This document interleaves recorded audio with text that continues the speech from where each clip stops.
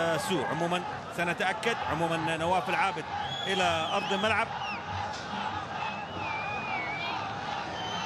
توماس دول يبدأ بتغيير وبداية شوط المباراة الثانية. أيها الأعزاء، سيكون فريق الشباب على المحترفين، وكان الثاني والثالث في مرمى هجر في المباراة الماضية، كان لهم الأثر الكبير في صدارة الهلالية. ملعوبة من أحمد الفريدي، تصل بالتسديدة من نواف العابد، لكن كرة نواف إلى خارج أرض الملعب وإلى ركلة مرمى. خطأ وركلة حرة مباشرة. يا ترى بالكرة العالية، الرأسية في المكان المناسب اللي يقف فيه. سريع 10 دقائق من شوط المباراة الثاني تمر سريعة تماما، ولكن النتيجة متعادلة بدون أهداف. هذه الرأسية اللي كانت واصل من لاعبي الفريقين، وبالتحديد هنا الآن من لاعبي فريق نادي الشباب على اللاعب المستعمل على الكرة. ملعوب الكرة الشبابية في المحاولة للتمرير للناحية اليسرى. إبراهيم يا ترى في هذه المحاولة، يا ترى بالتمرير، وجيباروف إلى خارج أرض الملعب. سيرفير جيباروف القائد الأوزبكي إلى خارج أرض الملعب. كرة كانت شبابية مرتدة ونموذجية في تعديل داخل منطقة الجزاء، لكن سيرفر جيباروف بعد تعديلة يتارا، هو سيرفر جيباروف أخذ المكان الصح، الهرب من المراقبة اللي كانت عليه من دفاع الهلال، لكن التسديدة كانت إلى خارج أرض الملعب. كرة راسية 19 سيكون يوم الأربعاء بعد أسبوع لقاء الهلال والتعاون، الأنصار وهجر ونجران والأهلي. كرة عرضية نتابعها لصالح الهلال.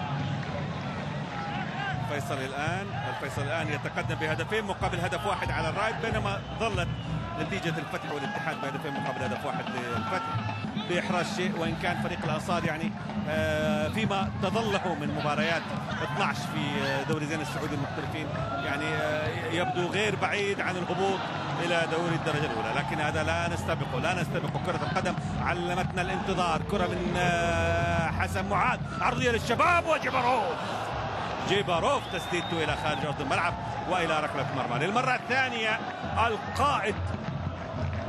القائد للمنتخب الأوزبكي اللي حقق المركز الرابع في كأس آسيا الماضية، ولعب خاصة المباريات الأولى كان أداء كان جمال في المجموعة اللي ضمت. في محاولة لصالح الهلال، تعود مرتدة. محمد الشرهوب، كرة في الناحية اليمنى، سلطان البيشي، سلطان عرضية أمام المرمى ومحاولة وضع الكرة، لكن وليد عبد الله يخلصها الكرة إلى خارج أرض الملعب. عيسى المحياني، خطورة واضحة. هذه عادة كرة سلطان البيشي جميلة، والدخول الدفاعي بين عيسى المحياني وبين شمران. التسديدة للهلال إلى خارج أرض الملعب. تسديدة نواف العابد إلى خارج أرض الملعب، كانت في مكان مهيأ للتسديد وفي وضع ممتاز أيضا كان ممكن يكون للتسديد، لكن الكرة إلى خارج أرض الملعب. نتابع الإعادة مرة أخرى، شوفوا التمريرة الممتازة الذكية من عبد العزيز الدوسري. نواف سدد، لكن كرة نواف إلى خارج أرض الملعب وإلى ركلة مرمى لصالح الشباب. في دقيقته 25 أيها الأعزاء، هذه الكرة الخطيرة اللي أبعدها وليد عبد الله من حلق المرمى تماما. الدقيقة 25 في لقاء الشباب والهلال، والنتيجة كرة عالية والرأسية إلى خارج أرض الملعب. نفذت كرة ماجد المرشدي في المحاولة الماضية.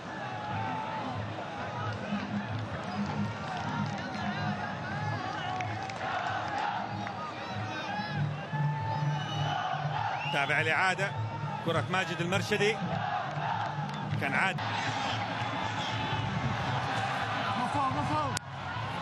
كرة في الناحية اليمنى لصالح الهلال، والتسديدة، وتصطدم أيضا في رأسية، تصطدم في أحد لاعبي الشباب وتخرج إلى خارج أرض الملعب وإلى ركنية أولى في زمن شوط المباراة الثاني. هذه عادة لكرة الشرهوب، والتسديدة اصطدمت في مارسيلو تفاريز أو أبو علال. تنفذ كرة إلى ماجد المرشدي. ماجد كرته تصطدم في أحمد عطيف، وأحمد عطيف يحاول الارتداد بهذه الهجمة لصالح الشباب. كرة ملعوبة إلى فرناندو مينغازو، والتمريرة جيباروف، تسديدته إلى خارج أرض الملعب. شوفوا الخطأ مش ممكن يسوي، شوفوا الضغط على اللاعب المستحوذ على الكره ايش ممكن يسوي. وسيرفر جيباروف هذه الكره في ايداع المرمى في شوط المباراه الثاني، او لا يوفق في ايداع المرمى. تسديد الله الله يا عبد العزيز، الله يا عبد العزيز.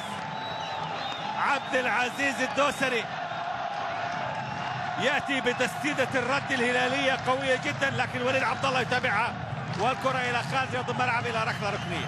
كره سيرفر جيباروف اللي تهادت الى خارج ارض الملعب واللي كانت خطيره ايضا مع التنفيذ. نفذ كره باتجاه المرمى مباشره، الكره بتمر بجانب القائم، مرت من مارسيلو تافاريز، مرت ايضا من المتقدم كان من الناحيه الاخرى ناصر الشمراني، والكره بجانب القائم الايمن لمرمى الهلال والى ركله مرمى. تنفذ ركله المرمى، كره الى سلطان البيشي. جميله هي مشاهده هذا الديربي الكبير بين الشباب والهلال المتصدر والوصيف. كره طويله في الامام ايضا وسيرفر جيباروف، وخروج موفق من حسن العتيق من فرناندو مينغازو. تعود الى فرناندو مينغازو مره اخرى بعد تمريره من سيرفر جيباروف. مينغازو عرضيه الى ابراهيم يتارا، ومع التقدم ايضا حسن معود. يتقدم حسن معاد ويتخطى سلمان الفرج ويلعب كره بالكعب ويتارا عرضيه عاليه والراسيه من ناصر الشمراني الى خارج ارض الملعب. الله الله الله. يعني برضو الكره الحلوه احنا نقول عليها حلوه، الحلو هو الكعب اللي كان قبل دي العرضيه، والراسيه من ناصر الشمراني الى خارج ارض الملعب بجانب القائم الايمن. لكن شوفوا خطوره الكرات المرتده الشبابيه، خاصه اللي بتكون في الناحيه اليمنى، لانه ابراهيم شمراني يمر بكوبري ايضا من سلطان البيشي. الكره مستمره للشباب. فرناندو مينغازو يمر فرناندو مينغازو، والمحاوله لابراهيم يتارا، لا وجود التسلل. يتارا يحاول يتارا عرضيه. الكره الى خارج ارض الملعب، كره الى خارج ارض الملعب. لكن عروض ممتازه حقيقه نتابعها. الشبابيون يعني في كل هجمه مع كل هجمه يضيعوا فرصه بشكل او باخر. يعني الكرات ما هي كرات باتجاه المرمى مثلا القائم يبعدها ولا حارس المرمى ينقذها، خطا كمان موجود، التسلل كمان موجود على ناصر الشمراني. وهو يعني احمد عطيف بعد تمريره عبد الله الاسطى. احمد عطيف يتقدم، تمريره لعبد الله الاسطى من الناحيه اليسرى. عبد الله كره عرضيه لكن تتخلص من ماجد المرشدي. تعود ايضا حيان. ومن يسجل في الشباب في اوقات الحسم هو ناصر الشمراني. كره من نواف العابد، تسديده الى خارج ارض الملعب والى ركله مرمى لصالح الشباب. الدقيقه الاخيره في الوقت بدل الضائع تبدا الان، والنتيجة كما ذكرت متعادلة بين الشباب والهلال بدون أهداف. التصدي في حكم اللقاء. تعود أيضا مرة أخرى لصالح الهلال، حاول فيها عبد العزيز الدوسري، محاولة للتسديد. نواف العابد آخر الكرات، نواف العابد مع آخر الكرات.